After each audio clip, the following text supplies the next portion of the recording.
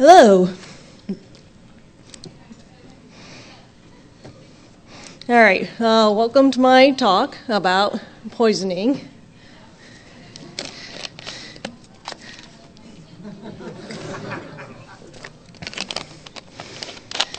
Well, like hacking, poisoning in your life is not like you see in movies and TV. I mean, the antidote within 17 seconds. There's only a few drops. All right. Whew. That's better. It would have been insta-death if I hadn't taken that. It's actually kind of hard to see my notes. Well, I'm going to get into a little bit about how poisons really work.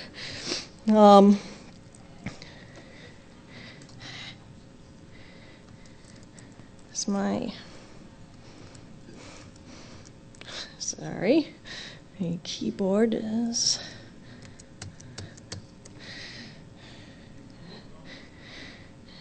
Sorry, a little bit of technical difficulty here. All right, I'll do it this way. All right, I'm a pharmacist, and I like toxicology. I did a couple rotations, one at a poison center and one at a hospital.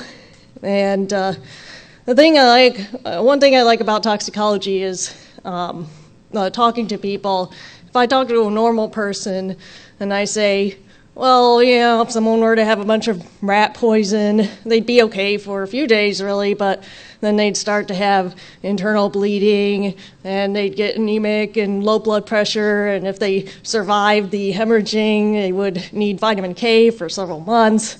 And a reaction from a normal person might be, why do you know that? And it's just strange because it's like, why? Why do you know a certain piece of knowledge? But in toxicology, I don't get that question. A question I do like when people ask why present at a hacker conference. One is because, a body is a biochemical system. There is an analogy of hacking because chemicals can hijack these chemical processes or change them. So basically, chemistry can hack the body. Although more importantly, I like talking at Hope. I've done it a couple times now because you guys are really interested in knowing how stuff works. And it's really the knowledge that is important, I think. And I'll introduce... This is my favorite hacker. It's a cold virus because it attaches to receptors in your nose and throat, which makes snot, and the snot is full of viruses, and then it spreads around. So it hacks to survive.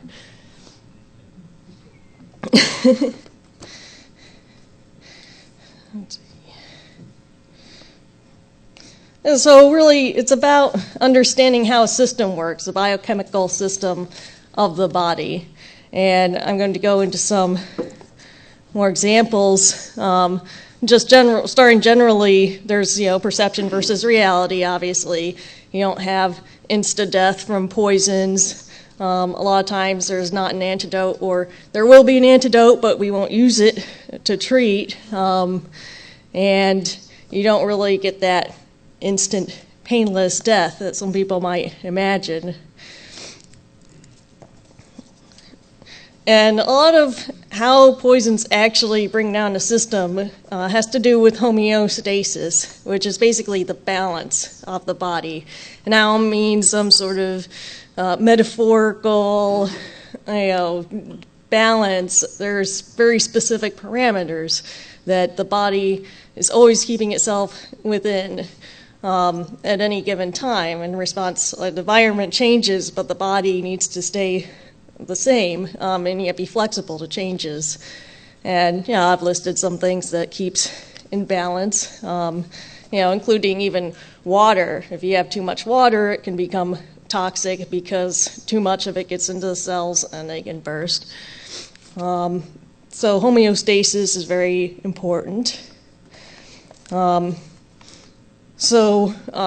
way that poisons can disrupt that is by damaging certain organs, especially the liver and kidneys.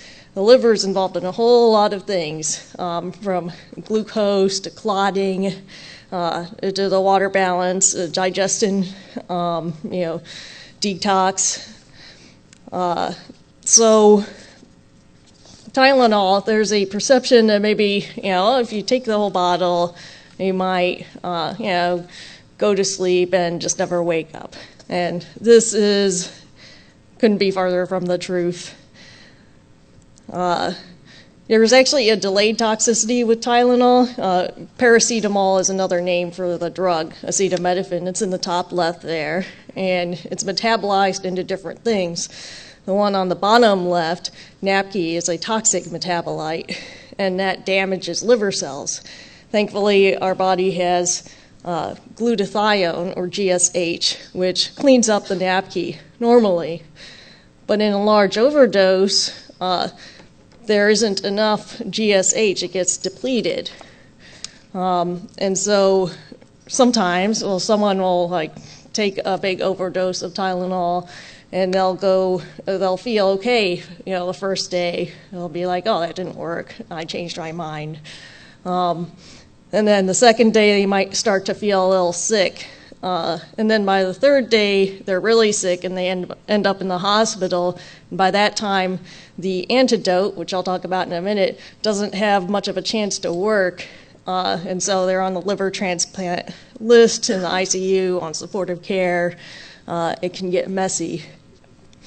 The antidote is called N-acetylcysteine, and basically it promotes the production of GSH, and it's most effective before the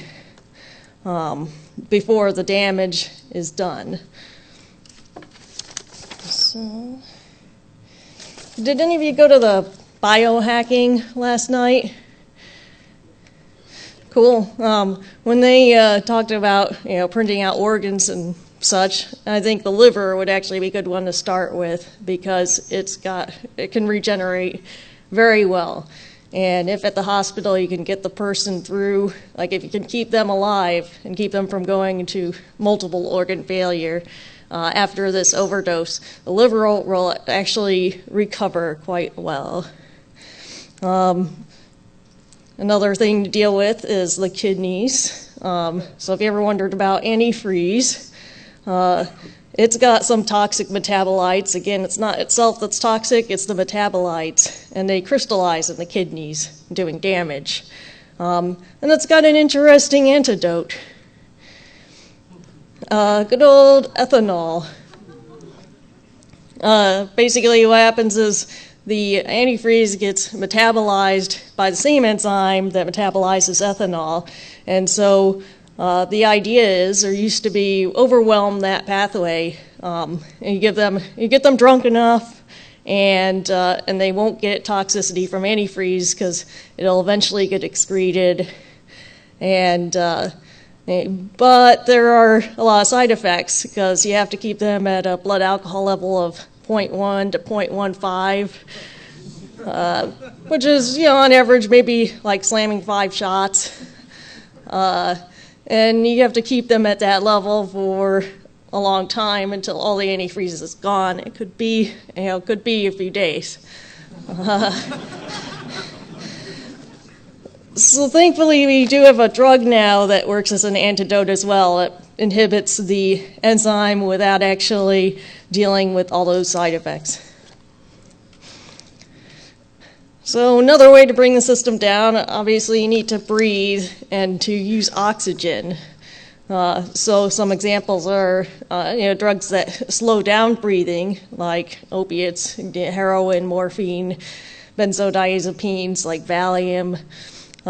There are things that stop your breathing, like curare, tetrodotoxin, which is the fugu fish toxin.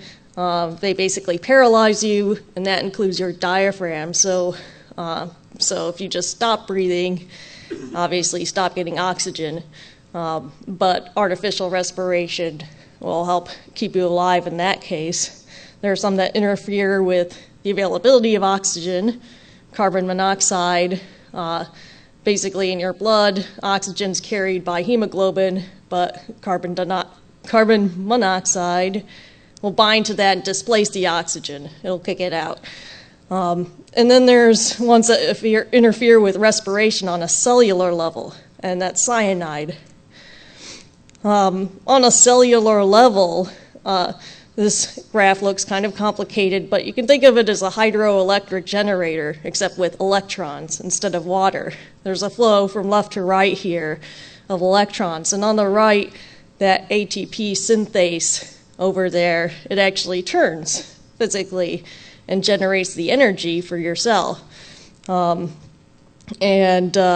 Cyanide will inhibit the complex 4, the purple one, and basically stop the flow. So it stops the generation of energy. And carbon monoxide and cyanide are called the toxic twins of smoke inhalation, because whenever someone's in a fire, they're both a big concern. With carbon monoxide, you can give the person lots and lots of oxygen in an attempt to get some oxygen on that hemoglobin. If you do that for cyanide, that's not going to work. But thankfully, we have vitamin B12 in its different forms, hydroxycobalamin. You can give that, and it'll bind up the cyanide and, turn it like the cyanocobalamin is not toxic at all. So moving on to the heart, this is River Phoenix. I'm just going to use he's an actor who overdosed when he was 23, back in 1993, and his the cause of death was acute multiple drug intoxication. What happened was he went to a nightclub and he was speedballing, apparently, which is a mix of heroin and cocaine. And he was feeling sick and also took some Valium. And he collapsed outside the club and was having seizures. When the paramedics arrived around 1:30 a.m., they started giving CPR. He had already flatlined. And I'll make a note about CPR. It's actually, you only really give it when a person is in very bad shape. They're not breathing and they've got no pulse. And it's really the act of, again, it's not like TV where you just like gently press on their chest. You have to really press down because you're physically squeezing the heart in a desperate attempt to get blood to circulate and to keep that person's brain alive by getting some blood into the brain and the rest of their body when their heart can't do it. So the success rate, like you need to do it, but the success rate is very low, and it wasn't successful in this case, obviously. To start the heart again, you need either some drugs, and they're shocking, but you don't shock, you can't really get the person's heart started with a shock if it's stopped. So like, unlike in TV, if their heart's not beating, you can try to CPR and certain drugs, but it's not likely to be successful, unfortunately. He arrived at the hospital at 1:34 a.m. and was pronounced dead about 20 minutes later. So the autopsy found morphine, which is a metabolite of heroin, cocaine, diazepam, that's a Valium, metabolite of marijuana, pseudoephedrine, and ephedrine, which could have been contaminants in the cocaine or cold medication. So there were a lot of drugs in his system, and the levels of cocaine and heroin in particular were both very high, so they ruled it acute. They're like, we don't know what killed him. But looking at it as a toxicologist, as I talked about before with the breathing and respiration, heroin and Valium, if they would have been toxic, they would have killed him by slowing his breathing. On the other hand, his heart was stopped and he had seizures, that's very typical of cocaine and stimulants. So that's really what killed him. Interestingly, the Valium is one of the things he might have been, a type of drug he would have been treated with in the hospital if he'd survived longer. It was actually the right thing to take, but it was too little. The cocaine was way too much for whatever small amount of oral Valium he had. Another toxicity that he wouldn't have had to worry about back in '93, but is more of a problem now, is levamisole. It's a drug that is used against worms, and it's in a lot of the cocaine in the U.S. As of 2011, it was in over 80%. I couldn't find a more recent number for that, but a lot of cocaine, it's actually cut before it comes into the country, and it seems to have some enhancing effects on the cocaine. Unfortunately, it can cause some heavy-duty immune system failure and skin toxicity. I could have found some illustrations for the skin toxicity, but they were pretty gross, so I'm with the XKCD guy. I'm just showing you a squirrel.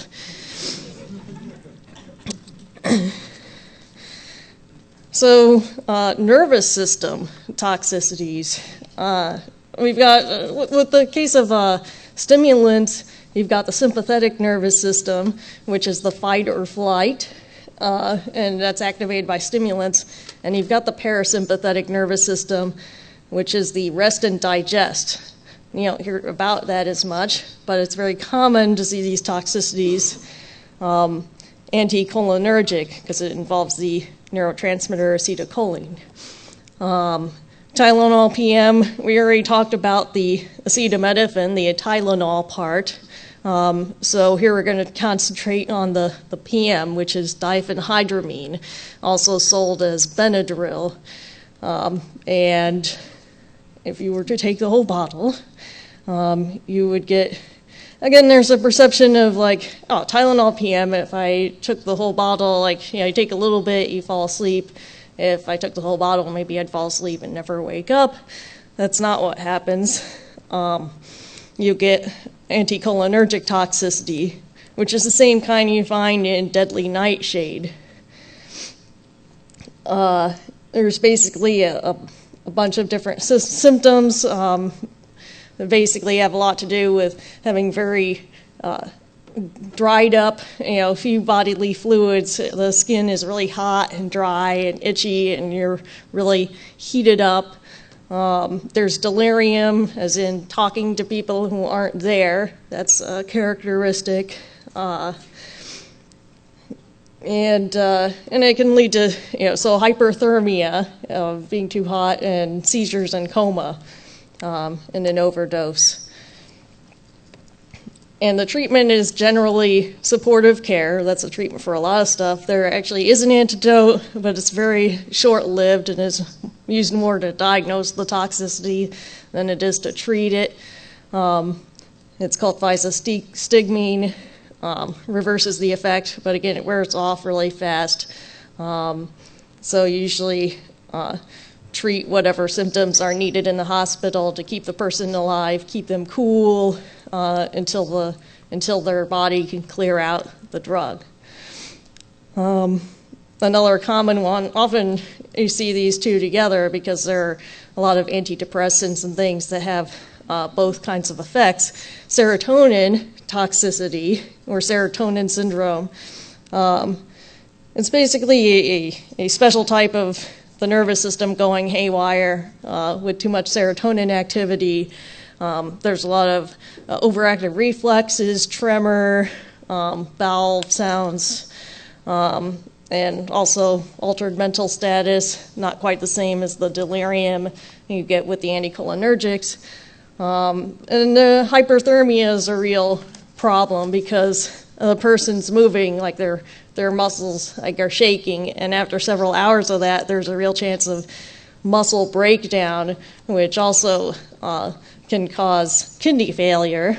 And that's in addition to the damage that can happen from hyperthermia. And I mean, it can basically happen from any combination of two drugs that affect serotonin, although it's dose dependent. So you see it a lot in overdoses, but not normally, not a lot in normal treatment. In this case, again, there's an antidote, but it's oral, and if someone is shaking, a lot of times if they're really bad, you don't want to give it because there's a chance they might not be able to swallow it properly. And so usually IV benzodiazepines are used to calm the body down and keep people from moving. In some cases where it's extreme, you have to put them in a drug-induced coma for a while, and you maintain their breathing and everything. And again, it's keep them alive until the toxicity, until their body clears out the poison.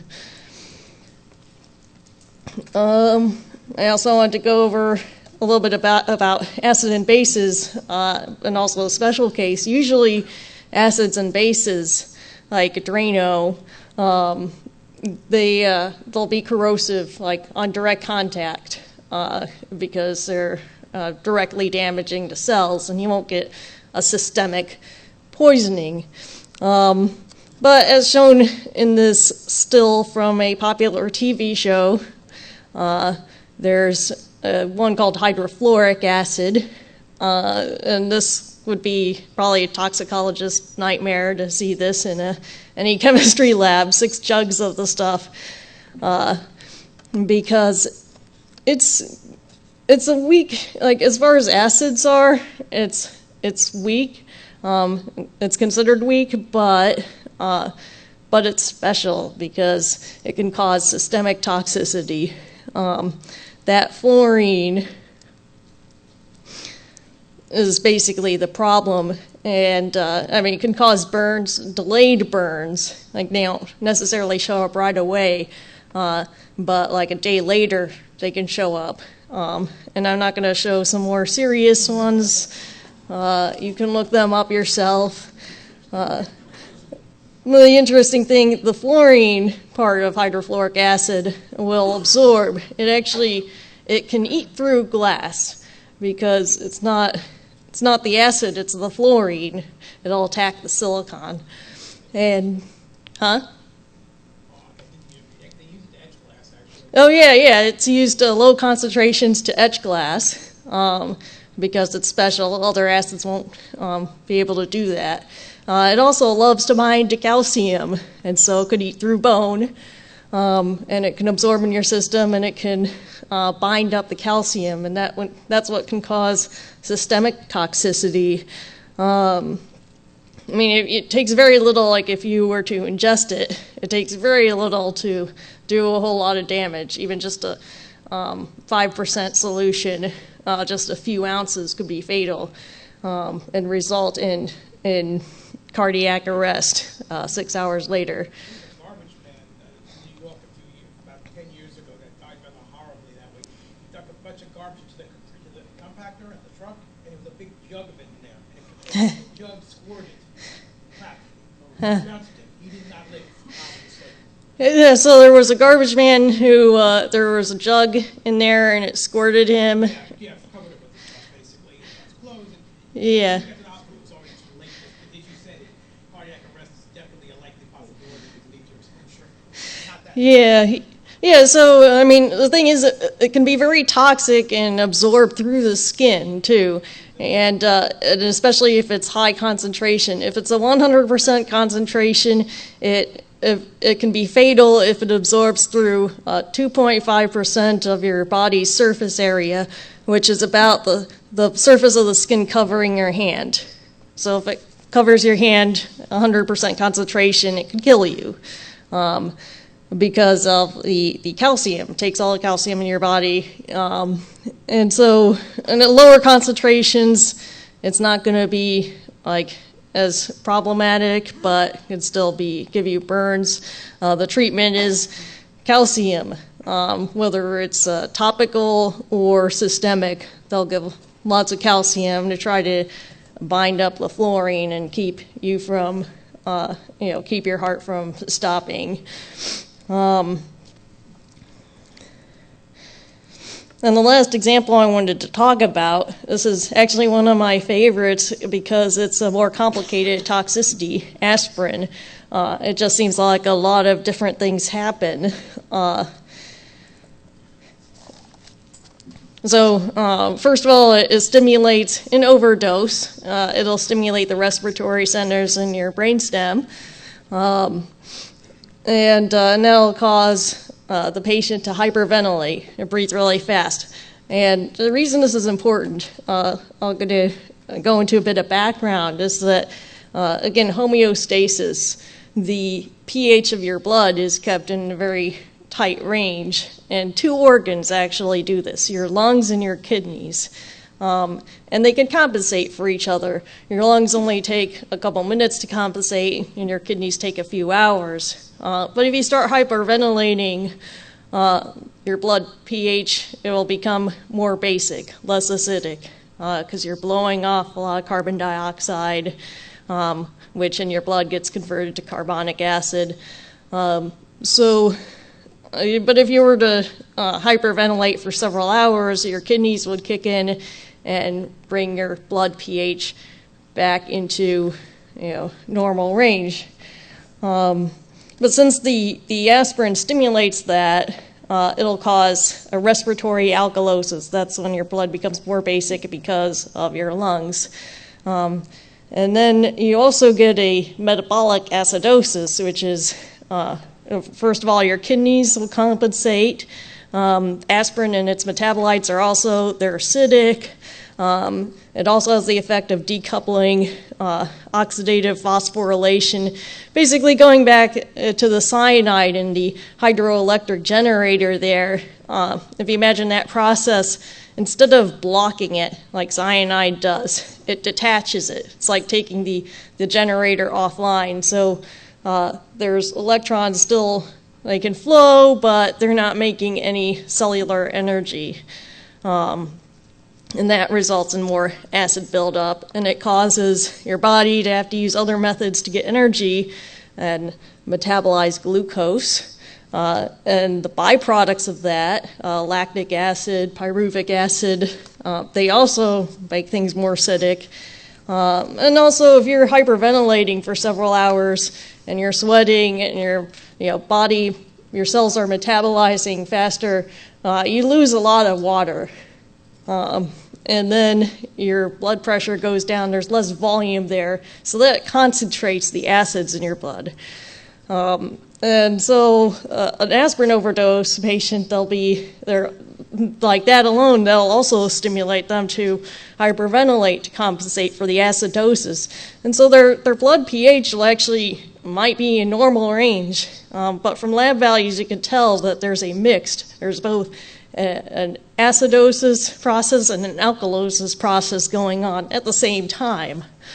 And so it's a more complicated overdose, and the problem is too, like when you're treating it, if you were to give oxygen, if you were to intubate, give someone a breathing tube, you set the respiratory rate, and if they're breathing 36 times a minute to compensate and keep their blood pH normal, if you've set the respiratory rate at 20, they're going to go downhill very quickly because their blood's going to go into acidosis and they're going to die. And another thing is, after several hours of this, they'll wear out. They'll wear out themselves, and they can, again, one of the things with aspirin overdose is they can just quickly go downhill after being kind of stable for a while. So if the acidosis isn't the thing, there's also the other things that can kill you. There's hypoglycemia because your cells are using up a whole lot of glucose. There's dehydration from all the fluid loss I talked about. There's electrolyte imbalances from all the stuff that's going on. And also hyperthermia can be a danger. So aspirin has a lot of stuff going on at the same time. So it has to be approached carefully. There are treatments, sodium bicarbonate, which is the same as baking soda, except they'll give it as an IV and a fluid, give lots of fluids that'll make the urine more alkaline, more basic. And so that helps the acid, the aspirin and its metabolites get excreted. And also dialysis. It's in toxicology, or Poison Center will recommend in an aspirin overdose to have the team ready, like with the dialysis, because again, someone can go downhill really fast, and if you need to do dialysis, you'll want to do it and have everything ready to do it. Sometimes aspirin's still deadly, even with all the treatment. And that's, if you ever wondered what happens if you eat the whole bottle of aspirin, it's this stuff. So that's the end. I wanted to give you some examples of how, again, these things can bring the system down, the biological system. Hopefully I've encouraged you to think of your body, which you have with you all the time, as a system, as a machine, just like, computers, except more complicated. And again, we know how some of these processes work. And I think understanding that can only be a good thing, and in fact can mean the difference between life and death sometimes. Also, Poison Center is a really good resource in the U.S., at least, if you have any questions about any poisons or toxicities. Thank you.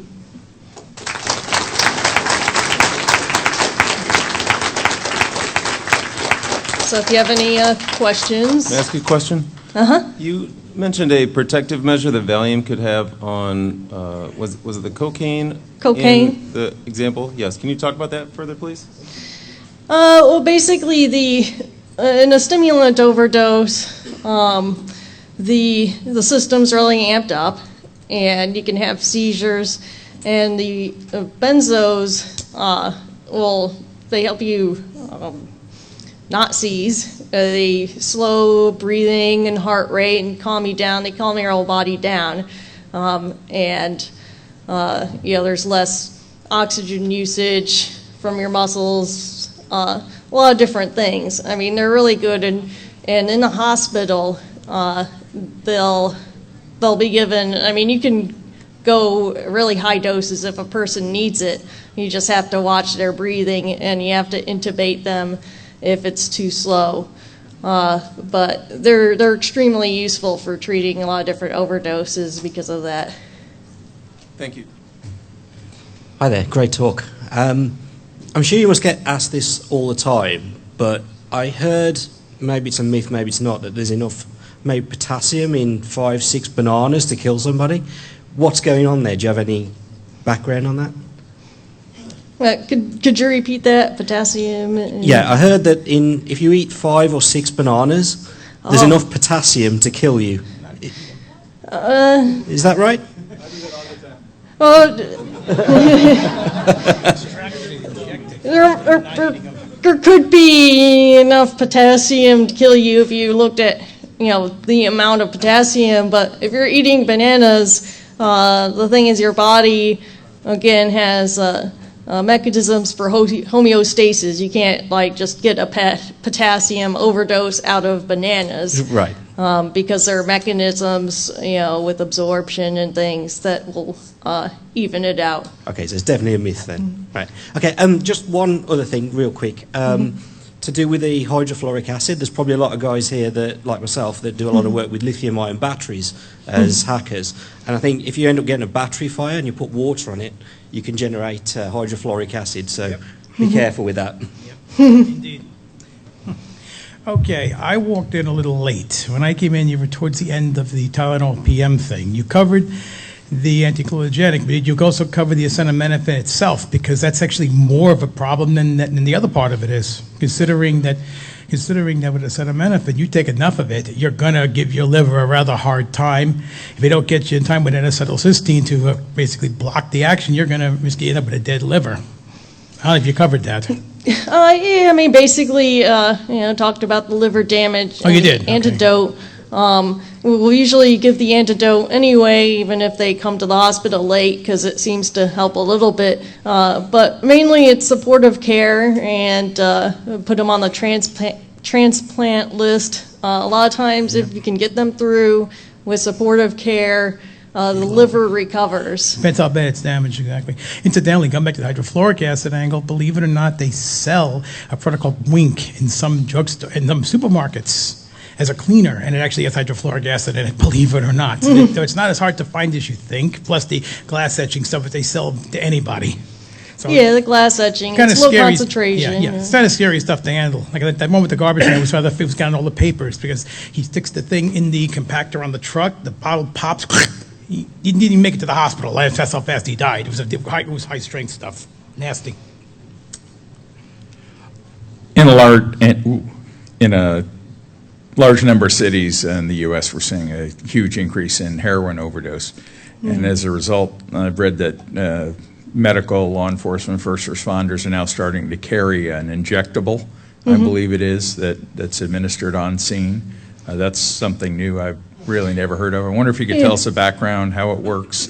Does it need to be administered in some period of time? How effective? Just There's an antidote for opiates called naloxone, which can be, it basically reverses the effect. So it's very good. If you have an overdose, you can give it and wake the person up if they're going unconscious.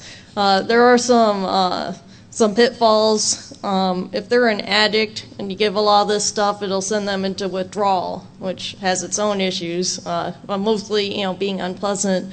But it's not really a desirable thing. And the other thing is the usefulness of naloxone. In an emergency, it's good when they're going unconscious, and it'll keep you from needing to intubate. If you're going to intubate them anyway, give them a breathing tube, and use the machines to help them breathe for a while, and then you don't need the naloxone. Because it's basically to reverse the effect and keep them breathing enough. do you think that first responders get trained enough in how to make those decisions in a emergency type situation?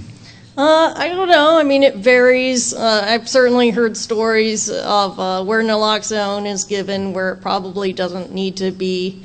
So I think training, usually it doesn't do harm, but the person is not encouraged. If they go into withdrawal, they're not encouraged to, call paramedics as quickly if they, have a possible overdose situation the next time. I think there are harms that come from it, and that's one of the usefulness of poison centers is you get a lot of calls from health professionals of all types, pharmacists, doctors, hospitals, EMTs, asking, what the recommendation is. And so that's, I think it's a great resource, and it helps these decisions get made. Thank you. Hello. I was curious if you're familiar with monolaurin, which is lauric acid and glycerol, in terms of it's found in coconut oil and breast milk, and I've heard that the mechanism of action is through it stays as a lipid. Anything with a lipid outer layer, like viruses, and even some things with like anthrax and things like that, it can actually potentially, because of the way it works, it acts as like a skin cell in your body, and so the viruses they'll put it in their outer layer, and then it dissolves within 12 to 24 hours. I was wondering if you ever heard of that stuff. I have not heard of that. Okay. If you'd be interested, email me, and I can look up what I can find about it. Okay, there's a patented version by a guy who discovered it named lauricidin, and there's a guy, Capybara, I think is his name. Okay. I had a question about the hydrofluoric acid. You mentioned there was a delayed reaction on your skin if it was to spill. Mm-hmm. And I was wondering if there was a way that you could, if you had some splash on you, if you could protect yourself from the absorption, or to wash it off, or if some kind of chemical reaction to keep you from getting sick. Yeah, usually, standard treatment is to, wash and wash. With hydrofluoric acid, there's also topical calcium preparations that are used to minimize the absorption and toxicity. The higher the concentration, though, the faster a reaction happens. If it's low concentration, it might not happen for a while, but also you're not going to get systemic stuff from that, but you might get a bad burn. It's best to seek medical treatment for it with the calcium. Thank you. Hi, great talk. I guess the big topic is hydrofluoric acid. You said that the mechanism was the fluorine attaches to the calcium. So why do we put fluoride in toothpaste and water? Is that the same pathway and stuff like that? Well, it's different. In toothpaste, you have sodium fluoride, and that's a different situation than when you have the acid and the fluoride. I mean, it's the fluoride ion that is troublesome, but it's in the context of the acid. The acid is really what allows it to absorb and to attack. And it's just a sodium salt, that's not a concern. But if you were to take a bunch of sodium fluoride and then mix it with a strong acid, you could get some of the same effect. Thank you. Hi. You mentioned that poisoning is not painless. What about when they sentence somebody to lethal injection, and what are they using? Well, typically they use a couple different drugs.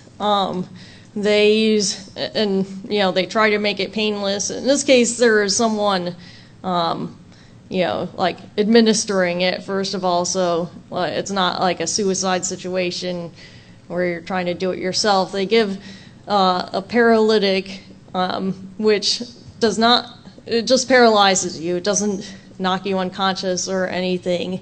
And they give, I know in the past they've given a barbiturate. I think they still do. And that knocks you, that's what puts you to sleep mentally.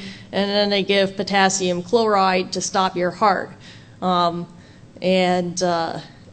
so it's a combination there. If they just gave the potassium chloride, it's a little bit controversial because if they don't give enough of, the barbiturate or whatever they give to knock you out mentally, it's not painless, but you're not going to show any pain. The potassium chloride can actually kill pretty quickly, but it's not painless unless you're knocked out. So. Thank you. I was wondering if you might be able to outline the basics of how rat poison works and if the mechanism is the same in humans and rats and dogs or cats. I believe it's the same mechanism. The rat poison, the kind I was thinking of, works a lot like warfarin, actually. It is referred to as super warfarin, in fact, because it's longer lasting and absorbs more, is more tenacious. It basically inhibits the vitamin K cycle. And vitamin K is essential for your body making clotting factors. Clotting's actually a kind of complicated process, but when you inhibit the vitamin K, basically you're gonna bleed because your body doesn't have the proper clotting enzymes and things to be able to do it. So that's why it causes the bleeding.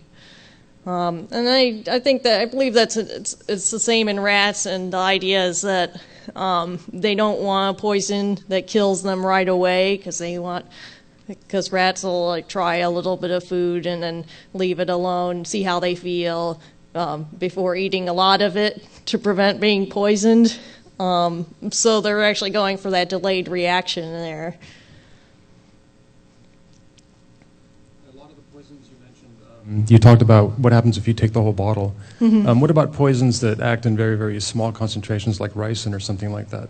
I have a little kid now, and one time I came in and I found him sucking on one of these Airwick air fresheners. And I knew that he'd only been doing it for a few seconds, but it kind of freaked me out because I didn't know what's in it. And so I called the Poison Control Center, and I'm a biochemist by trade, but I was still, kind of afraid of what could happen because I didn't know the mechanisms of some of these small molecules or small concentrations of molecules.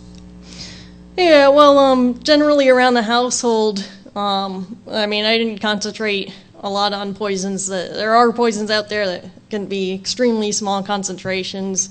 You don't usually find that around the house for those reasons. And generally speaking, when you have things like air fresheners, the formulations are usually non-toxic. Although there are things that are of concern. We had a kid who, at a poison center, there was a case we got called in where the kid had some, a kerosene lamp, something like that, a hydrocarbon. And the big concern with that was not the toxicity so much as aspirating it into the lungs where it could do damage. So there are cases like that. It's always good to call the poison center in those cases to see, because they can look up. There's a database with, I don't know what is in any given air freshener, but I could look it up and then decide, see what problems there may or may not be for that exposure.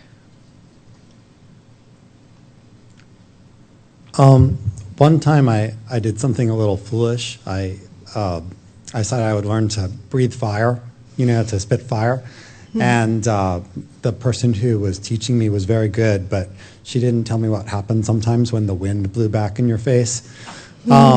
And I did have the beard at the time. It was ugly. So, but fortunately I was able to put it out really quick. But in the process, I swallowed about a good mouthful of lamp oil.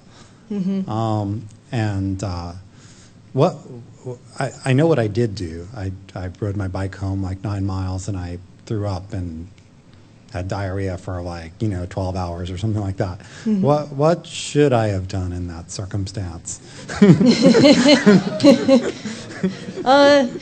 Well, probably if you had called the poison center, they would have, discussed. A lot of times when we get calls like this, it'll be based on what symptoms the patient has, and so if you were, vomiting and things, they would say, watch it and, have fluids, and they would probably follow up calls with you. I will say too, I learned that in the past, a lot of times the recommendation would be to induce vomiting for exposures, just in case. And if you vomit, you vomit.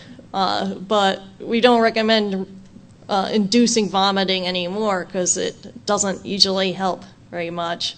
And if there are some serious symptoms, they can help you get in touch with the hospital and things like that. A lot of times it's watch and wait and see if anything serious develops. What made that change, like the difference between thinking it was a good thing to induce vomiting and not? Was that long studies and hundreds and thousands of cases, or? Yeah, it was research. Sometimes in toxicology it's tough because you don't go out and do a trial and randomized control trial, give some people poison, give some so you kind of have to do it on case studies and things. But they actually measured things like how much of the drug is in the stomach, before and after, things like that. It was basically better research that informed us that that it just doesn't, and outcomes that basically has made the change. Well, the thing obviously, if you're going to induce vomiting, is the risk of aspirating it. You don't really want to do that with a petroleum product. Oh yeah, exactly. If you alkalize burn coming back up as well as going down, so they don't recommend it for that anymore either. Yeah. If you have a petroleum product, I mean, main danger is aspiration getting into the lungs, and if you vomit, you just repeat that danger. And probably if you get lung symptoms, then they'd recommend you go into the hospital, but you would call them and see.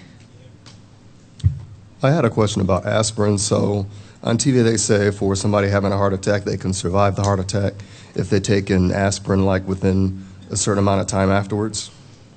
Yeah, it's recommended. I mean, if you have a heart attack, obviously call a hospital, but call 911. But it's recommended to also chew an aspirin, a full strength one, right away. It has helped outcomes. I mean, that amount of aspirin is only life-saving. I mean, maybe you get a stomach ache. The kind of toxicity I was talking about is with way more. Because most of our medicines, most of them, not all of them, have a pretty big range before they become toxic. Yeah, aspirin, it is true. Aspirin can be life-saving in that case. Okay, so you agree with the recommendation that, I guess, I don't know, people in a certain shape or over a certain age should take a daily aspirin? Yeah, usually, I mean, the doctor will, I haven't reviewed the recommendations. In some cases, it's just 81 milligrams per day. In some cases, it's 325. There are actually guidelines. They're research-based for those. I don't know them off the top of my head, but yes, I think they're based on solid research and are good. Okay, thank you.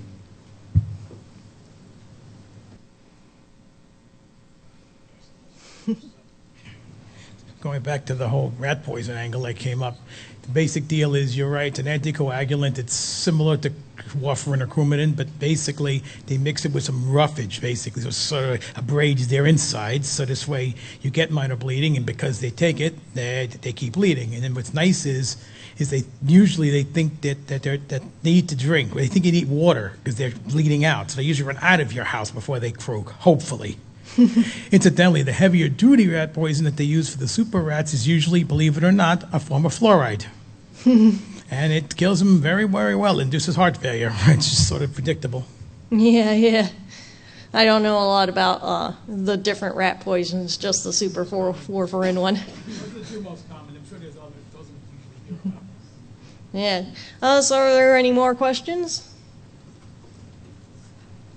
All right. Thank you very much.